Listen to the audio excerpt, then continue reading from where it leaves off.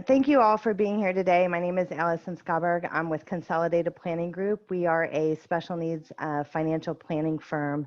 We're excited to be here today. We have several awesome speakers lined up for you today. And we're partnering with the ARC of Fort Bend, which many of you know as an advocacy organization. You know, this is an organization that you can reach out to if you've got questions, you need resources, you've got questions about services that you might need or programs that might be available in the area that may serve you and your family. They're a great resource to reach out to. So thank you to the ARC for helping us put this together today. We appreciate that. So what we're going to do, so first of all, this is being recorded and all the slides and everything post-presentation, either later today or tomorrow, you will get an email with this presentation so you can go back to the slides and kind of go back and listen to anything you missed or if you have to jump off or something like that. So we did definitely want to share that with you.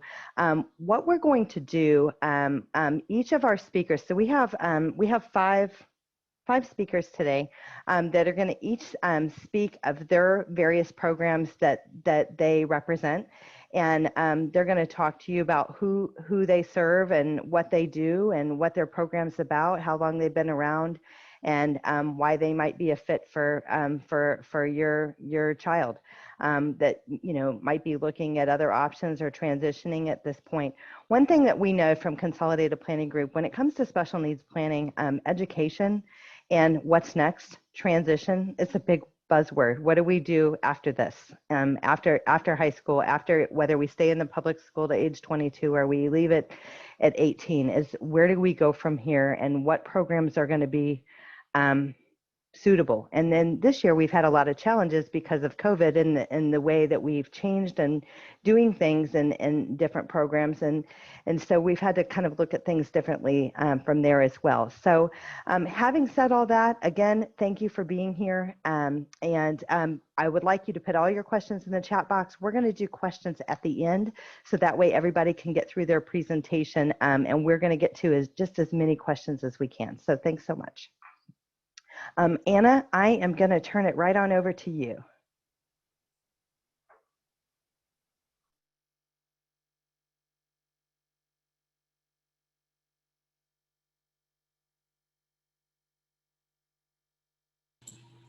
Can't do it.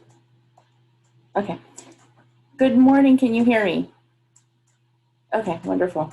Hi, my name is Anna Calvo, and I am with Houston Community College, VAST Academy. VAST Academy has been around in the Houston area for about 30-something years. It was first started by Ms. Sue Maraska, who is our program director, and I have been with VAST now for 10 years. Time flies when you're having fun, is what I say. So our motto is education plus employment equals independence. And so if you can do the next slide. So who do we serve? We serve students with intellectual and developmental disabilities in the Houston area. And we are a certificate program within the workforce.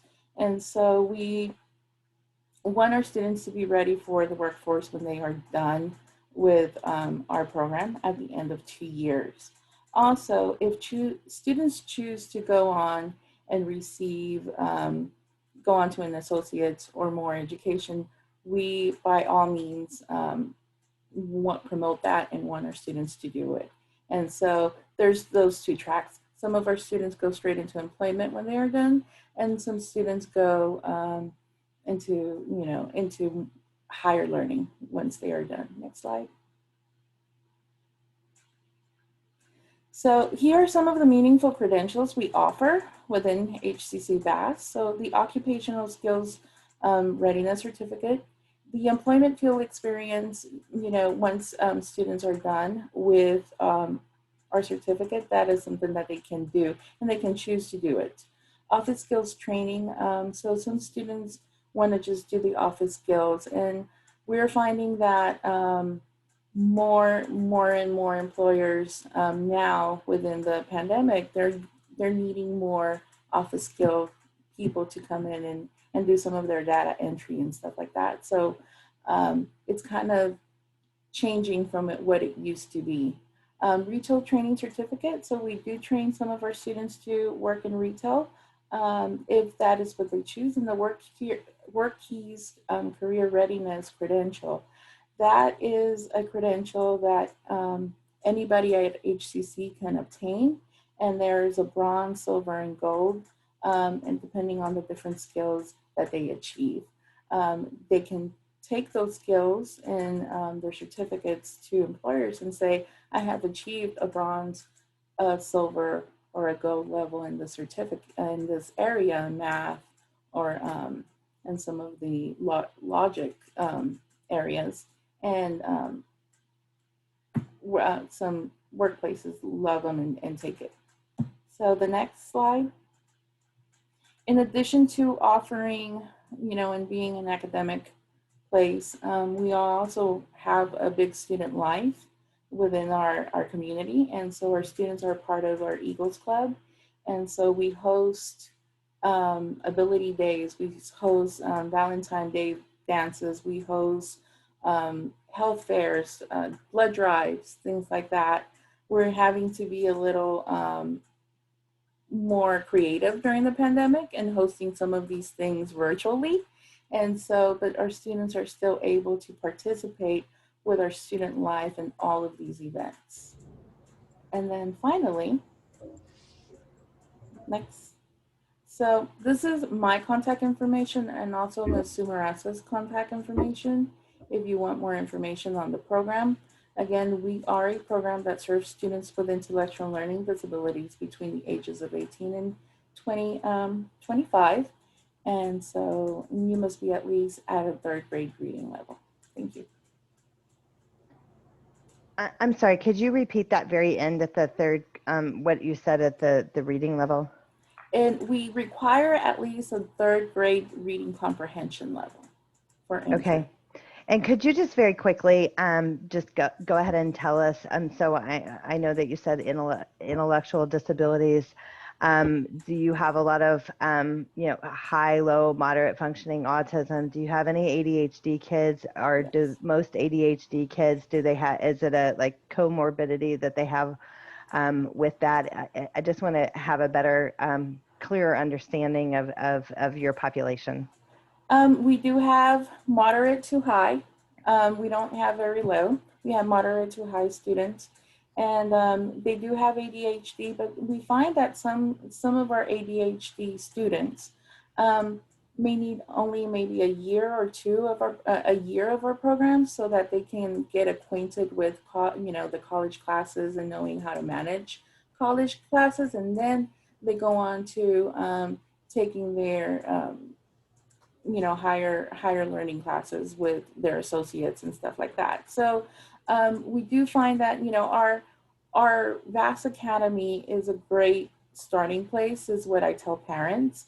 If whatever you want to do, if you think that you may want to go to college, but you're not quite sure if college is for you, or you got a lot of support when you were in high school, then you can try Vast Academy, get acquainted with college and see how classes are structured and stuff, and then see if it's for you. And sometimes students go, college really wasn't for me.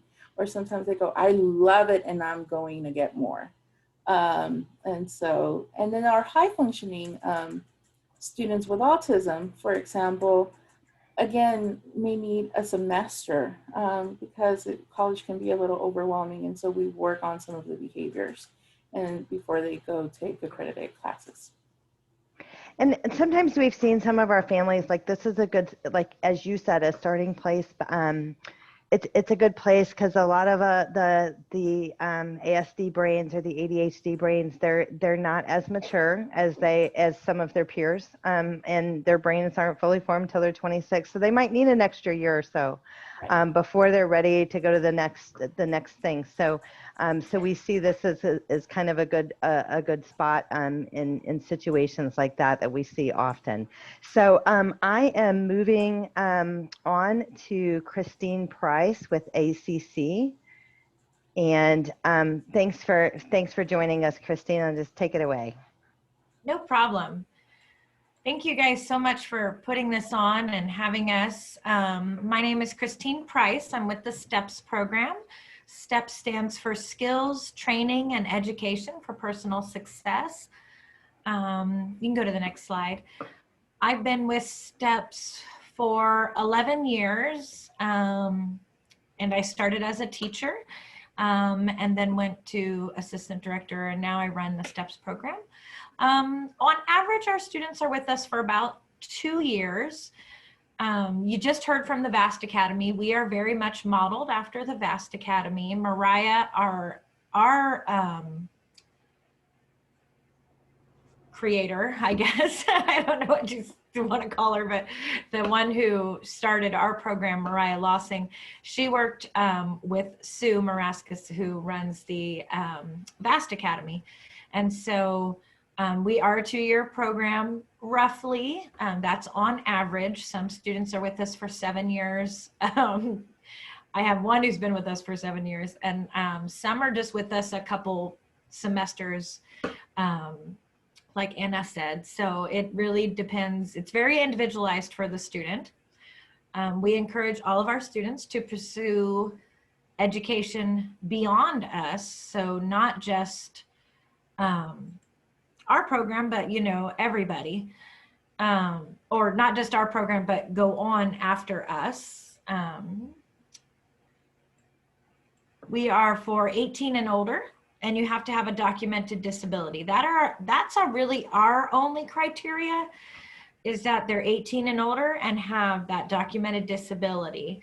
And we really accept all disabilities. If starting college the traditional route is not an option for you, or you're fearful of starting that route, that's what we're there for. So we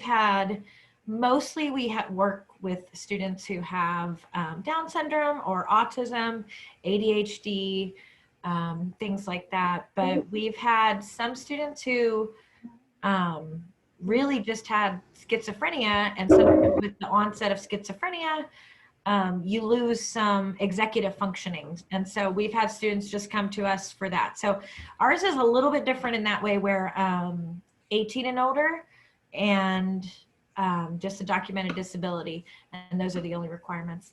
These are our STEPS classes. And so these classes, academics, computer, professionalism, administrative procedures, retail, English, math, workplace communication, career exploration, transition to work, financial planning, healthy relationships. These are classes that are taught by our STEPS instructors, who are special ed teachers. And you can get modifications and accommodations in these classes, which is a little bit different because in most college courses, you can't get modifications. A lot of our students start with us, and we can go to the next slide, and continue on to take other certificate programs at ACC. If you just take the STEPS programs, you'll get an OSA, which is an Occupational Skills Award, and you can still graduate from the STEPS program. If you want a certification, then we have different routes that we help students go through.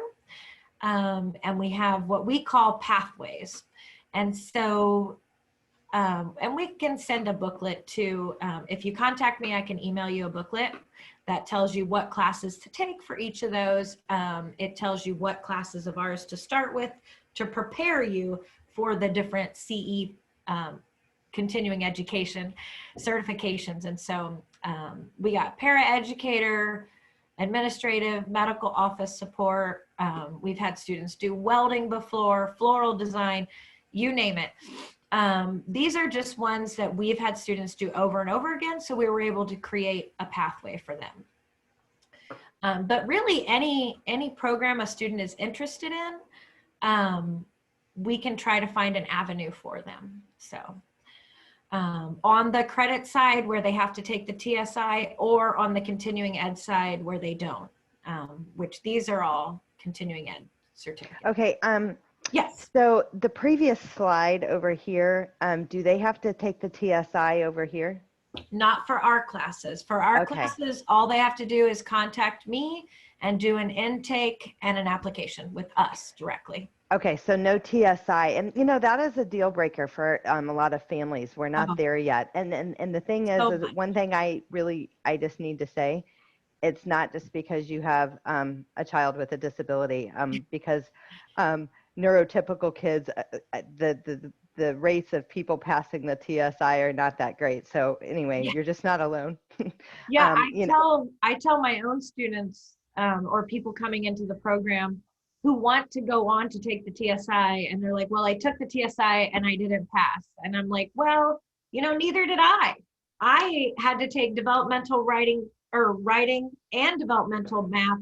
I had to take 2 developmental math classes before I was up to speed, and I have my master's now. So just because you start with having to take developmental classes, no problem. The TSI is the Texas State Initiative testing for college entrance. So when you, it's kind of like the SAT or the ACT, but it's specific. If you didn't take the SAT, you can take the TSI and get into college, and it's reading, writing, and math test for entrance exam. And most programs do require the TSI, even if you do have the ACT or the SAT. Most schools do require the TSI, and there are a lot of little study programs out there that you can buy. Some of the community colleges have them for free on their website and their portals and stuff. Yeah, we have some at ACC. So if a student is wanting to do that, they can start with us and take the business English or business math and build up some of their skills, and we prep them. And then ACC also has their own prep courses for the TSI as well.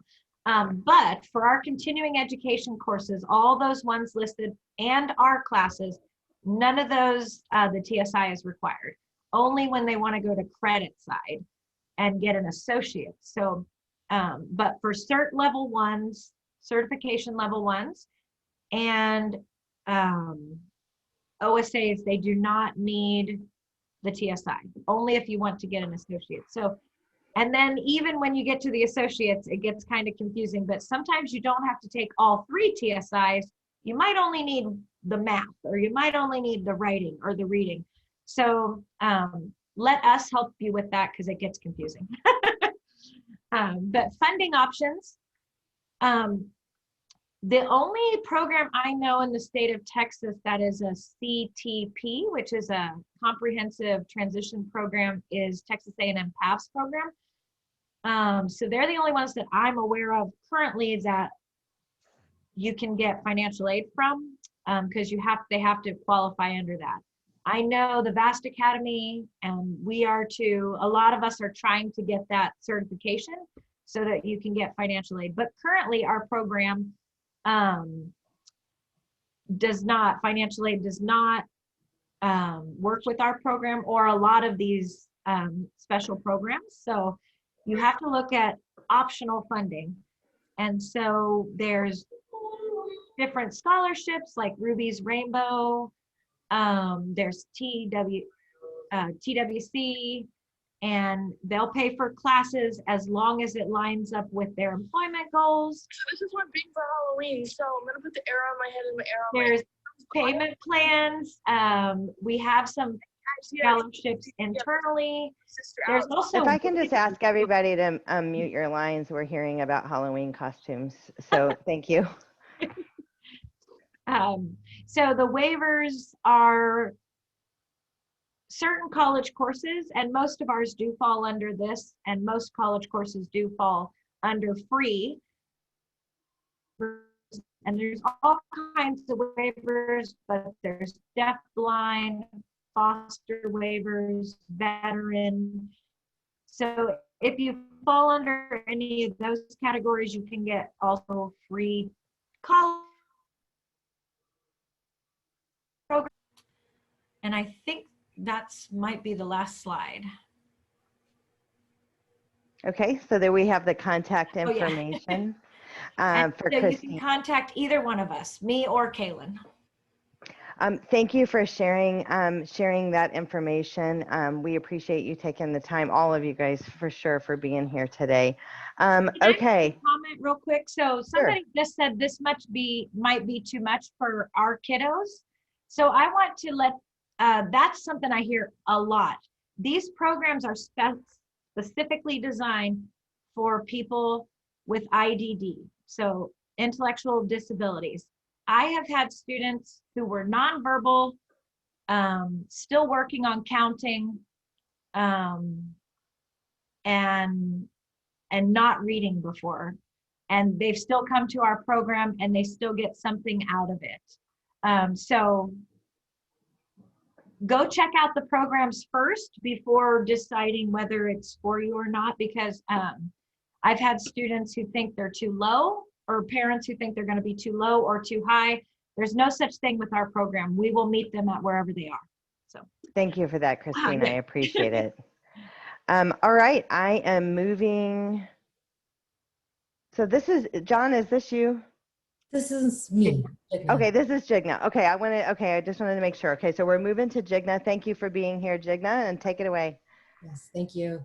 Yes, I am Jigna Patel, and I am a program coordinator at E4 Texas at the University of Texas at Austin, and also with the Texas Center for Disability Studies. You can go to the next slide. Yep. So E4 Texas is a 3-semester kind of full-time program. We start in the summer, really intense 4-week process, and then we have a fall semester and a spring semester. It's very much employment focused, and we are working with people, students, young adults with or without disabilities. Sometimes students don't identify as people with disabilities, so we just want to make it as inclusive as we can. And we're training students to become a personal care attendant, a paraprofessional, or a child care provider. So those are our main 3 tracks that we're focused on. And you can go on to the next slide. So this year, as many of us have tried, we have gone virtual for the most part.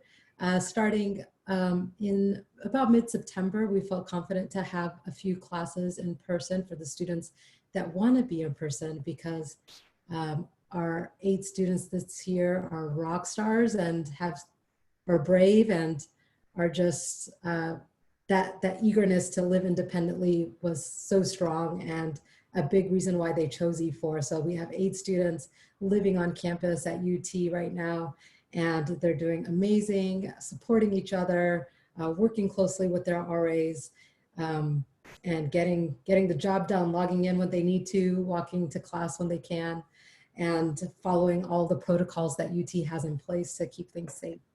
So we're really excited about them. You can go on to the next slide, and I will just quickly go back and answer some of the questions. The 3 programs that we focused on are a paraprofessional, which is a teacher assistant in the classroom. The second one is a personal care attendant. So that's helping students work with other individuals that might have intellectual and developmental disabilities in their home, or in day programs, or in nursing homes. And the third track is a child care provider, so helping adults learn how to work in a child care setting. So those are the 3 tracks. So this is when the semester will start up again. We're hoping to open up our application to start for this next upcoming cohort this November. So in about a couple of weeks, we'll have that opening up. And we'll start in summer. That will be July. We usually like to start right after July 4th. And it'll be 4 weeks, kind of at the beginning of August, the summer semester ends. In that summer semester, we're really focused on building communication skills now that we're living on campus and having roommates. Obviously, independent living skills is a huge part. How to take care and clean your space, how to set up boundaries with roommates, how to utilize public transportation. So of course, this summer things were different, and we were able to just push that summer piece to this upcoming summer. But we continue to provide those supports when students came to live on dorms this fall. So then in fall, what we really focus in on is the curriculum around that personal care attendant, the child care, and the teacher assistant roles. Students are also auditing courses at UT with professors, along with the peers that are also full-time students at UT. So that's something that we've implemented starting last year. Our program's only been around for 2 years, since 2018. So we're still new, we're still learning how to work with UT to make sure the program is integrated and accessible, and that the university knows about us, and so that we can utilize all the great facilities that UT has. And in the spring semester, students are in internships, so that we expect them to be working at least 12 hours a week in that field that they were trained on in the fall semester. So of course, we're there to provide support. We start in fall with, building our resumes, building our network, building professionalism skills. And so in spring, we're really putting that to use by going to the job site. We have staff that are job coaches, things like that. And then graduation is usually around May. We can move on to the next slide. Yep. So the qualifications for applying, very similar to everyone else: 18 and over, have a high school diploma or GED, like that intrinsic interest in helping others. They don't need to know exactly what they want to do, but as long as there's that need, desire to help humans, that's really what we're looking for. Once that application is available, one of the requirements is to fill out that application and the application fee. And then students must be able to pay for tuition and the fees from the program, either by going to someone like the Texas Workforce Commission, who have in the past 2 years approved our authorizations and to pay for tuition, and even the room and board at Dobie 2021, where the students stay. And then of course, students and their families have elected to do private pay as well. Can you talk to us about Adobe 2021 real quick, or do you have a slide for that? I believe so. If I snuck it in there, if you can go on to the next slide, there should be some photos. There you go. Okay. Yeah, this is really the best part, I think. That's why we were so excited when the students decided this year to come live at Dobie, even though of course we didn't require it. The 8 students that have joined us this year have all decided to live at Dobie, and I think that's a big contribution to their successes, their ability to live independently, their ability and eagerness to learn communication skills. So living at Dobie is great. We have a great partnership with them, as does TWC. And they really work hard at developing a sense of community within that skyscraper of a building that you can see at the bottom right corner. So you can see there's a sign for Dobie. There's a marketplace on that floor with the food court that has all types of food. And underneath that, there's a Target right there. And Dobie is really easy to spot from anywhere on campus because it's one of the only few residential skyscrapers there on campus. It's right on the drag, which is a really hip and happening spot. So like we said, we're focused on independent living. The staff at Dobie are tremendous in a sense that they work very closely with us to be trained on how to work with individuals with disabilities. They have that intrinsic motivation already to be diverse and inclusive and participate with students and encourage them to attend the events that Dobie holds. They have a gym there, they have that pool there. They have a big study room where we sometimes have supplemental classes. And they're always having different events. I think for Halloween, they had a costume contest, things like that. So they're really engaging. They're really a spot that provides that natural support that E4 wants in the community.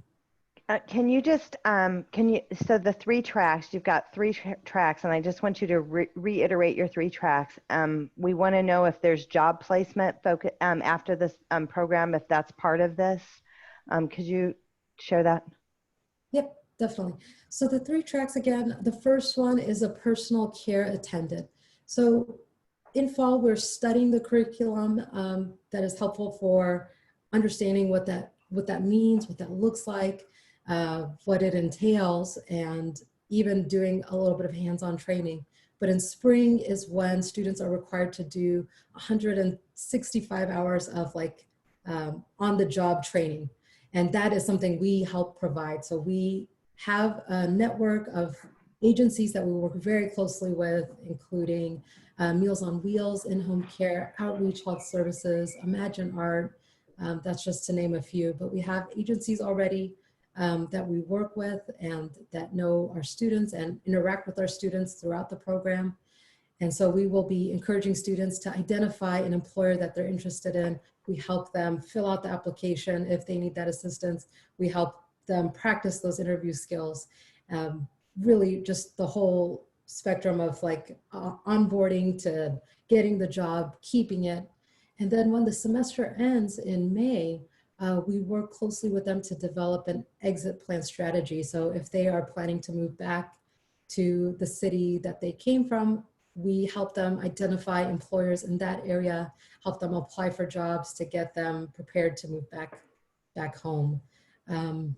We don't have much communication with students after they graduate, but we do our best to continue to provide supports if students are reaching out once they've graduated.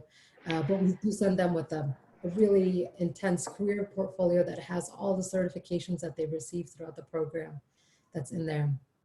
So this seems like another good program. So if you have a student that may not be completely sure or, you know, kind of the direction that they want to go, maybe they want to work, maybe they want to go to school, but at least they could get some training, some certificates, some background so they can go to work. They will go to work and they can kind of flex from there. It's only a year program, 3 semesters. And so, you know, I hear people talking about the gap year and then it ends up being the gap 5 years. So maybe this is like a good middle ground instead of a total gap year. Then, you know, maybe this is a middle ground. Do you have a waiting list, and do you guys do open houses? Right now, because of COVID, we've had a lot of students that were planning to come this year, but have decided to wait till next year. So we have a good amount of applicants kind of ready to start up again this year. We don't have a waiting list per se, but as soon as the application opens here in a couple weeks, I will be able to kind of identify whether or not there might be too many applicants versus the amount of space that we have. We have a pretty vigorous application process, starting with filling out the application to submitting a resume, to submitting a essay or a video or some sort of information about yourself. And then we do an interview, and then we'll do a wraparound supports kind of interview. So it is pretty intensive. And the open house, I am working right now on developing a online virtual open house. I don't have any dates yet, but when I do, I can send it your way, Allison, and you can share it with the rest of the community. Yes, for sure. So the certifications that our program offers is definitely a certification of completion from the Texas Center of Disability at UT Austin. We also work on getting some certifications that we know are helpful in the job market. So food handler certificate, which is helpful when you're working with children or in a nursing home facility or anything like that. So we do that one. We do CPR, AED, and first aid training. We do person-centered practices.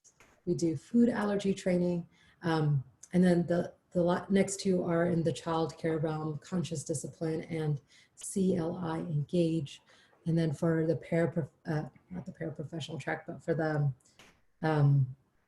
personal care attendant, it's the curriculum from the Center of Excellence in Aging Services and Long-Term Care, which is part of UT School of Nursing. So a lot of the certifications that we do have come from UT itself, and we've adapted and modified it. So that's our website there. That's one way you could reach us. Another way you could reach us is my email, which I'll put in the chat box.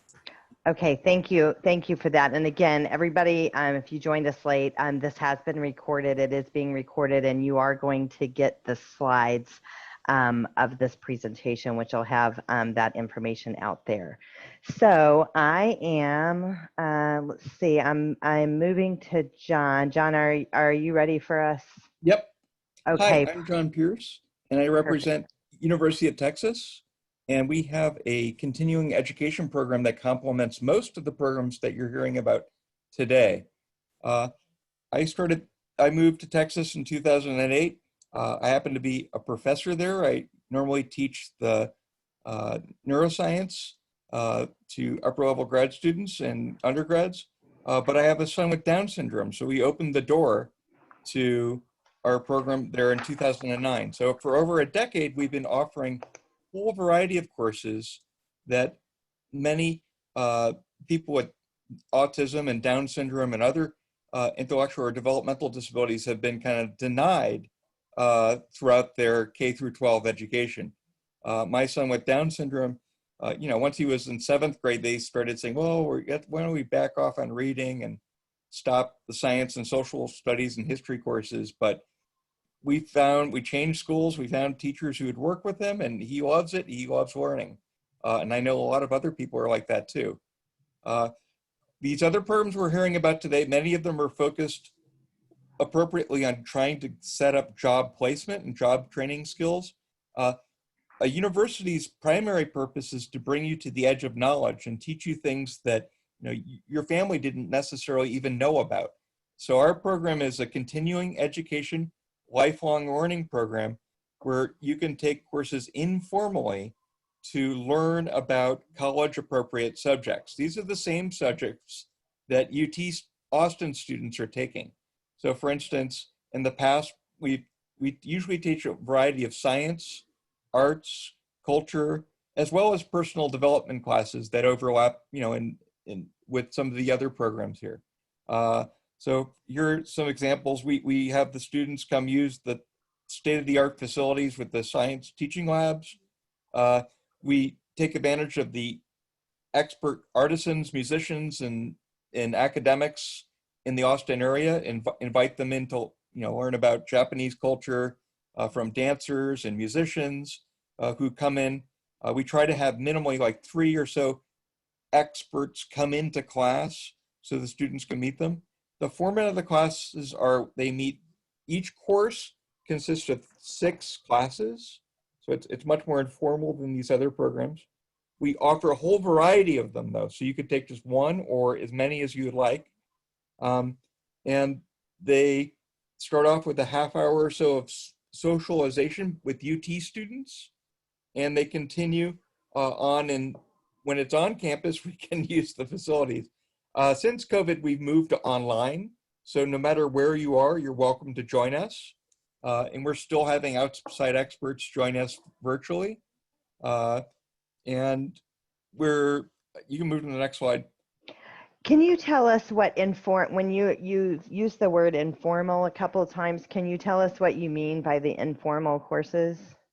Okay, so what's happening is we're offering through our University of Texas at Austin has a continuing education program like a lot of other programs, and it's titled UT Informal Classes. One component of UT Informal Classes, it's open to the public. So every semester we offer about 6 courses. This is what we're offering this semester. Usually we're offering it through the continuing ed department called UT Informal Classes. There are no age limitations. We have 18 years and older. We have people of huge variations. Many of our students are participating in Special Olympics or other sorts of similar sorts of activities. So as long as they can come in and sit with us for minimally like 20 minutes at a time, they can work with us. So unfortunately, due to COVID, the continuing ed program's on hiatus with furloughs. So I've moved our program to be administered through a friend of mine and through Josh's theater. So we're still offering the same program with our team of expert instructors and UT students. You can see here that this semester we have courses in feminism, Broadway musicals, computer games, outdoor adventures, and then another one on makeup. So, makeup, that's a personal development course. You could learn how to take care of, your image and think about that and set yourself up for your job or volunteer work. Some of the experts we have visiting our courses, or we have game developers who are actually coming to the computer game class. We have beauticians coming to the makeup class, the outdoor adventure class. We're having a guy who was on the Lifetime channel coming today.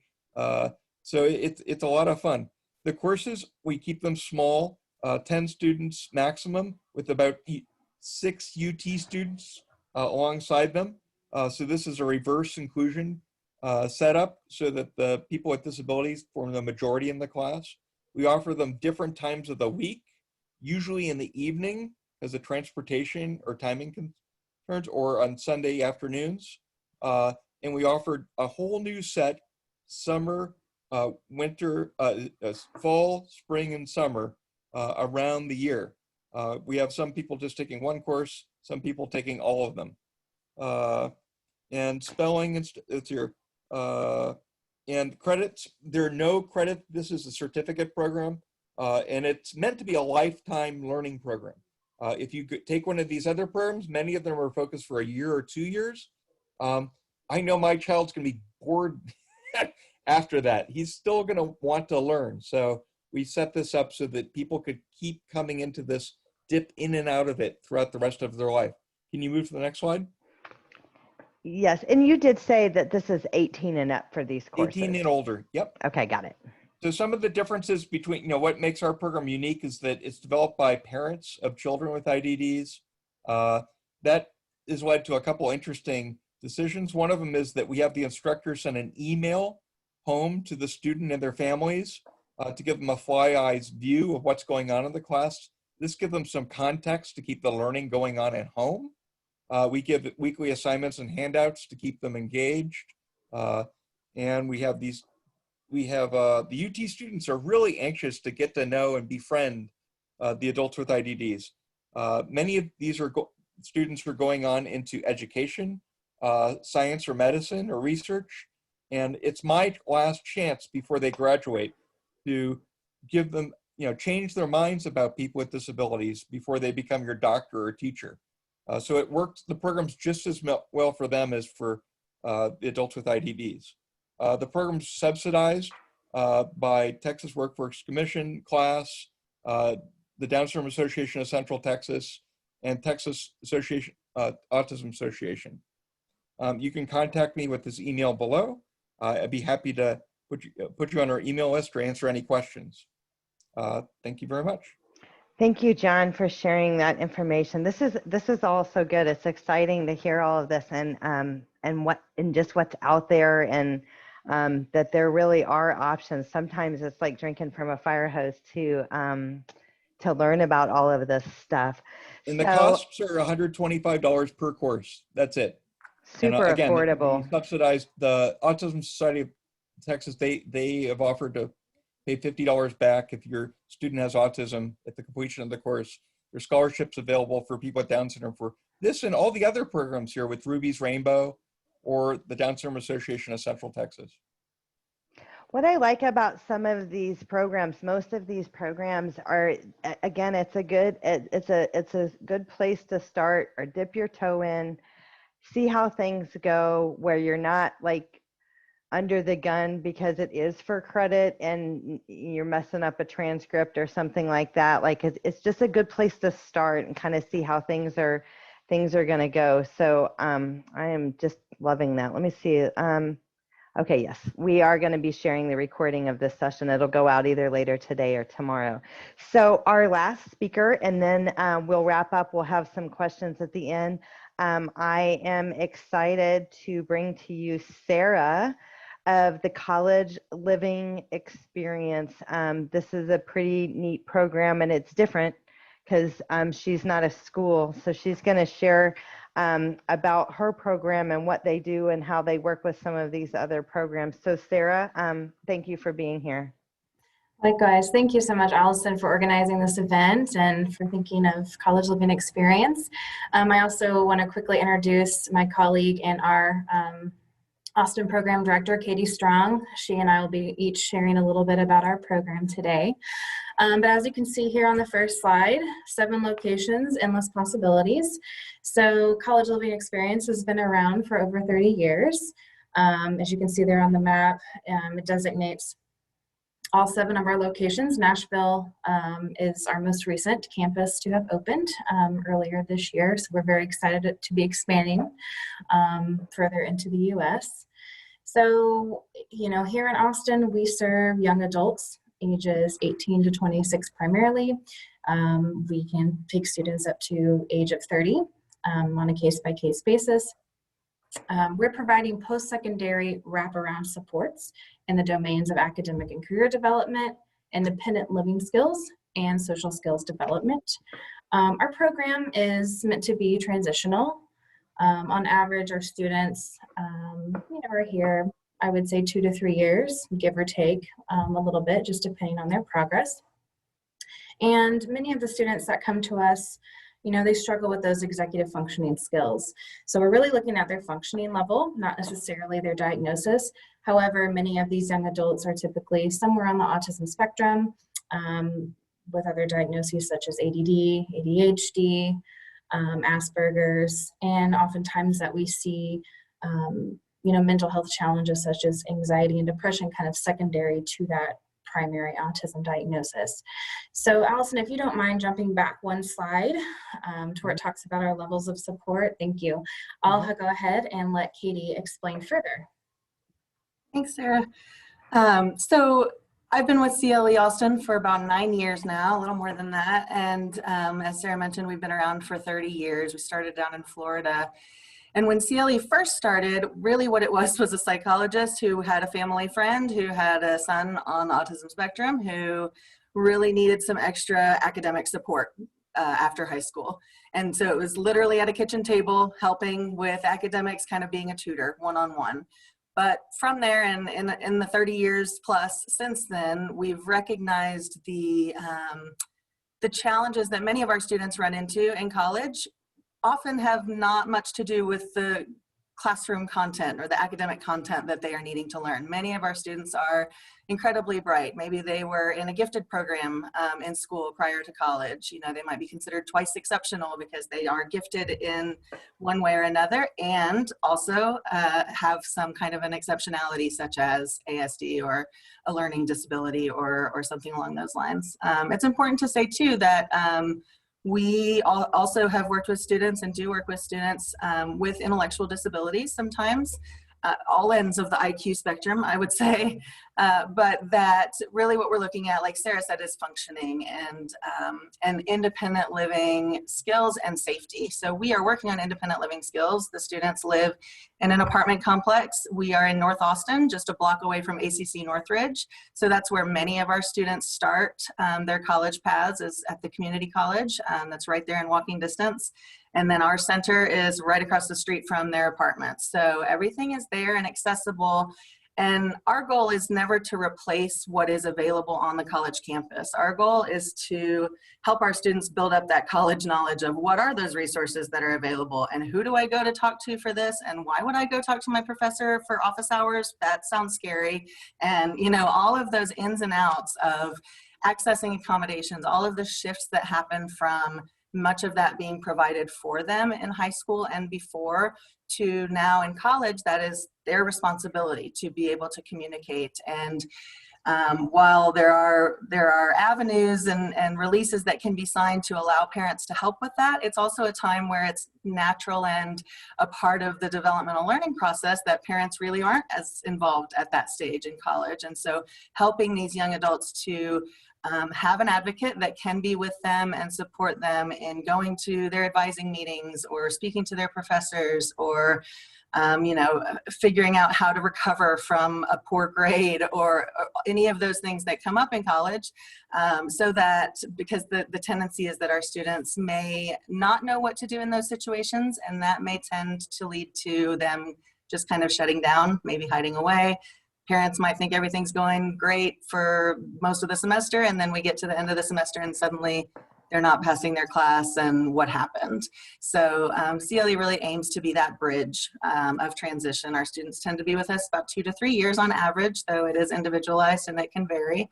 And ultimately the goal is that they are learning the skills while they're with us to be able to go on to the next step. So for some of our students, that might be transferring to a 4-year university. We had a student move up to Texas Tech, to Baylor. We've had students transfer to SCAD, Savannah College of Art and Design is our most recent transfer down to Georgia. We also have students currently who are in CLE who are attending UT. We have one who's about to graduate with software engineering degree this December. Is assuming that he gets through the 2 classes that he's doing well in right now and earns that bachelor's degree of science to earn like a 6-figure, you know, income maybe next year, and we'll be helping him with that transition too. So again, we are helping students access the resources on the college campuses that they're attending, in the communities that they're attending. We've had students go to the informal classes at UT. We've had students participate in the STEPS program at ACC, as well as taking, you know, academic credited colleges at community colleges and universities in our area. So it's our goal to just help them navigate that and slowly fade ourselves out of the picture. Essentially, the goal is to work ourselves out of a job so that students are ready to take those things on and manage more independently when they move on from us. So I actually do have a question. So whenever I first heard about CLE, I guess I didn't fully understand like how it all worked. But from my perspective, this is kind of a good, helpful adulting program of kind of helping your loved ones move to the next level without the helicopter parenting, without, you know, it's like real life. This is how it is, but you're maybe softening a blow for somebody that might not be fully ready for full on life. If we have a family, so do you ever have anybody that comes to this program that is not an ACC or they're not enrolled in any school at the time, or do you help get them ready to move to that direction? Yeah, that's a great question. So TSI came up earlier. Sometimes we have students who get caught in the developmental loop, we say. You know, they're stuck in that TSI class, trying to pass it again and again, semester over semester. We do sometimes have students who just don't want to go to school. They're sick of school after high school or whatever the case may be. So we do have a career development track as well, where we are working on employment skills. We do a career assessment with every single student that comes through our doors. That's part of their first semester with us. And I love the assessment that we use. It's called the Greenwood assessment because it is very engaging for the student. It is not just the test and here's your results. It's the test and here's your results. And now we're going to spend this next several months digging into these results, setting up, you know, narrowing down the jobs that are the most appealing and interesting. And if I don't know what those jobs are that they're suggesting, doing the research to learn more, setting up informational interviews with professionals to learn more about the ins and outs and what they like and what they don't, doing job shadowing, doing in-community work experience. So absolutely. Sometimes what's I think really nice about CLE is that students can go through that process of exploration that does tend to be a pretty common thing for anybody in this stage of life and age period, that, you know, they may do career development for a semester or two, and that may point them to a certificate track or a degree track that is perfectly lined up with what they want to do. So then we can support them in starting that program, and then the shift happens from career development to more of a focus on academics. Or vice versa, I mentioned our student at UT. So he is finishing up there. We're going to be working with him on that next step of transition into the workforce and carrying these skills that he's been working on of what we call adulting 101, right? The just day-to-day functioning skills, getting himself taken care of. That transition from college to work is another huge transition, as we all know. So just like high school to college is a huge transition. Sometimes skills that were really solidly in place with the old routine can fall off or can get lost in those big transitions. And so our supports can help carry them through as they're kind of winding and weaving and figuring out, you know, what their path is going to be. One of my favorite graphics that we have is most people envision the path to success as just a straight line and a straight arrow. but really it's, you know, one of these, like we're all kind of figuring it out so CLE supports can follow the student as they're going through that process. Katie, do you guys accept waivers, or is this private pay? Yeah, so here in Texas, we are primarily private pay, and you know, being forthcoming, it's not an insignificant investment, but again, we are a transition program. So our goal ultimately is that students are getting these intensive supports now, that again, we're fading ourselves out of the picture over time as they're managing more independently, with the goal that then the family is not needing to provide such a high level of intensive supports through the lifespan. So it's kind of that more intense focus in the early young adult years to carry on long term. Now, if you happen to have a move to California planned anytime soon, we do have 2 centers in California, and they get a significant amount of state funding there. So that's another option if you have a grandma out in California or something like that. You mentioned flipping to the last slide real quick, just to have contact information up, because I know we're running out of time. Sure. You mentioned, I think you said Greenwood, I'm not sure, Greenwood assessment. So yes. if a family has a 17-year-old, for instance, senior in high school, and they're considering their options, junior or senior, and they're interested in doing this assessment, how much does it cost? Can they do this? Is that something that you guys could do that would be helpful in their journey of trying to decide what might be good for their family member? That's a great question. So that traditionally with the CLE model, that's not something that we've done with high school students. However, we do have some referrals in the Austin area, at least, of organizations that do focus on that college planning and sort of career assessment work for high school students. So, but again, it's also, you know, we're an individualized program. So if you have questions like that, or you're interested in learning more, we'd be happy to talk to you. Okay, perfect. All right, so I'm going to take to questions, and then also I'm going to ask all of my speakers today if your program in particular has some assessments that could be helpful to these parents. Could you put that in the chat box so they could see that? Because I know as parents, we're always looking for that good fit. And so if any of your programs have some other tools and resources that might be helpful to some of these parents to identify that, that would be awesome. So we'll look for that. And let me just run through the questions. I got 1 o'clock, so we're going to just take a few questions. I think we've tried to answer most of them. There was a particular question, are any of you aware of any programs for someone wanting to be a vet or involved with a vet clinic or hospital? I was going to add, we've had students in the past. The ACC has a kennel tech and a vet tech program, right? Christine, excuse me. Yeah, we have ACC has or continuing education, so they don't have to take the TSI, does have a vet tech program. And they also have a animal caretaker, or sometimes it's called animal husbandry, which I think is interesting. But and so that one is more like the kennel tech, where it teaches you how to take care of animals, deal with aggressive animals, bathe, clean, groom, all of that, give meds. And then the vet tech is more advanced, where you could work at a veterinary clinic and do more giving shots and meds, like and more involved. That one is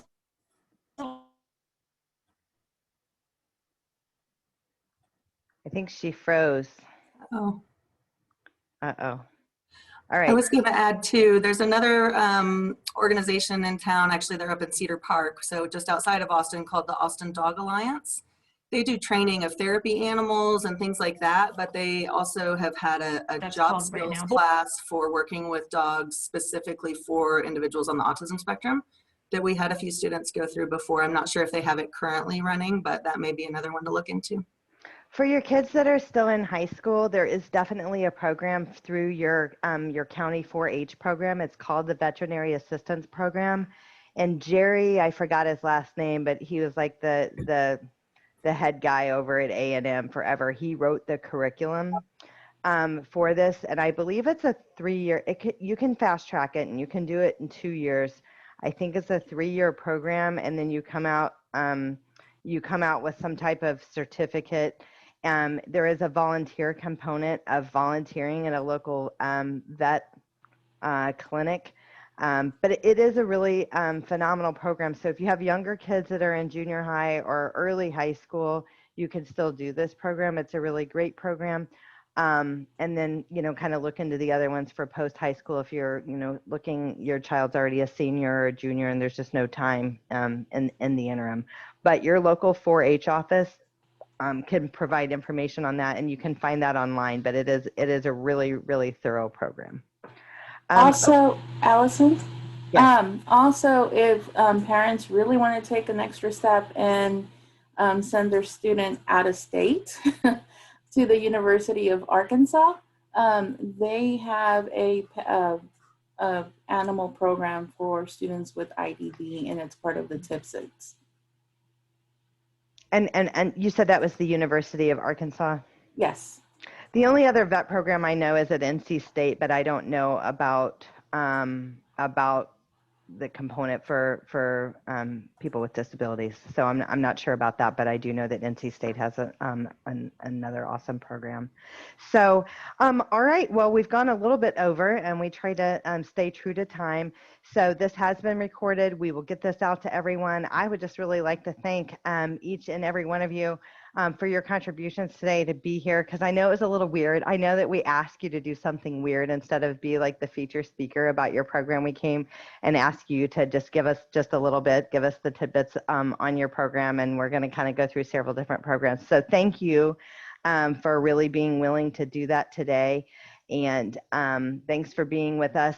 Your contact information has been put out there to everybody. Everybody can reach out to you. And we do encourage you to reach out and kind of find out about these programs and see if it might be a fit for your family members. So thanks so much. It's been a pleasure being with you this afternoon, and we will host more events in the future. It looks like I may have one more question. Oh, we got thank yous. So thanks again, everyone. Have an awesome afternoon. Thank you. Bye. Bye.